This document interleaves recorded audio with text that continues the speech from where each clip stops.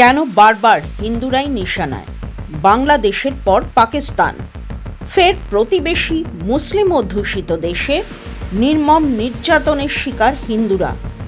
পাকিস্তানের সিন্ধু প্রদেশে 25 বছর বয়সী এক হিন্দু যুবককে গুলি করে খুন করার অভিযোগ উঠেছে এক মুসলিম ব্যক্তির বিরুদ্ধে।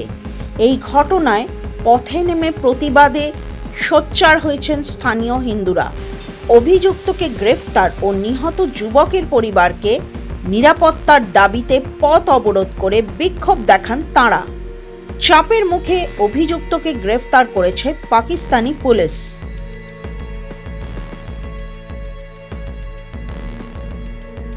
ঘটনা পাকিস্তানের সিন্ধু প্রদেশের বদিন জেলার। অভিযোগ, কৈলাশ কোহলি নামে ওই যুবককে বুকে গুলি করে হত্যা করেন সরফরাজ নিজামানি নামে স্থানীয় এক জমিদার। পেশায় কৃষক কৈলাশ নিজের এলাকায় হিন্দুদের মানবাধিকার নিয়ে সোচ্চার হতেন, সেই জন্য খুন হয়ে যেতে পারেন বলে আগেই আশঙ্কা প্রকাশ করেছিলেন যুবক।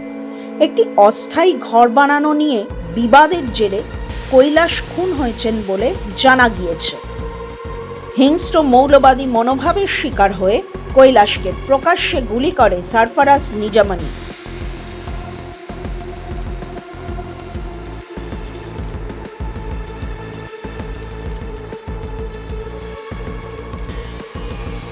এই খবর ছড়াতেই বিক্ষোভে ফেটে পড়েন সিন্ধু প্রদেশের হিন্দুরা।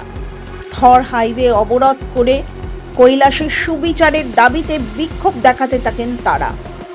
তাদের দাবি, অবিলম্বে গ্রেফতার করতে হবে কৈলাসের খুনিকে। অবরোধের জেরে পাকিস্তানের হায়দ্রাবাদের সঙ্গে সীমান্তবর্তী বদিন শহরের যোগাযোগ বিচ্ছিন্ন হয়ে যায়।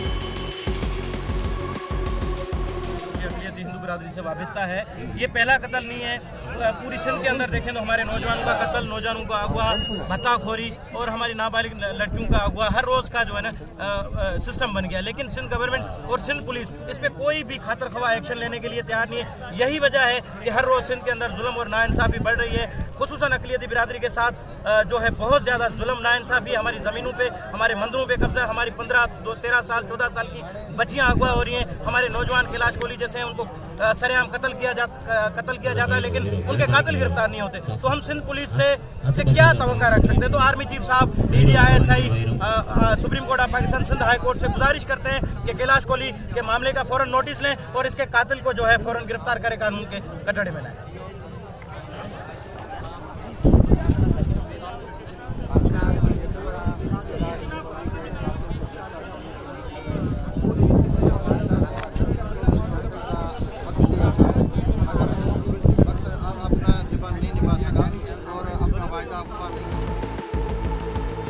চাপের মুখে ঘটনার বেশ কয়েকদিন পর অবশেষে অভিযুক্ত সরফরাজ নিজামানিকে গ্রেফতার করেছে পুলিশ।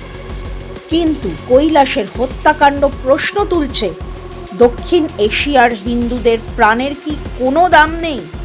ইচ্ছে করলেই মেরে ফেলা যায় কোনো হিন্দুকে? এত সস্তা হিন্দুদের প্রাণ? ভারতে যারা সংখ্যালঘুদের অধিকার নিয়ে এত সোচ্চার, এসব ক্ষেত্রে কোথায় যায় তাদের মানবাধিকারের চেতনা? কতদিন আর প্রতিবেশী রাষ্ট্রগুলিতে সংখ্যালঘুদের কণ্ঠস্বর এভাবে রুদ্ধ করা হবে? ब्यूरो रिपोर्ट, माध्यम।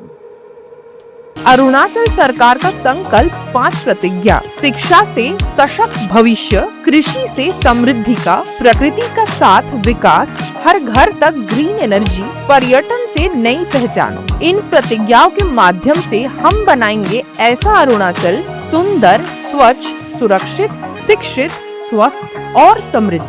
हमारा वादा, विकास भी विरासत भी।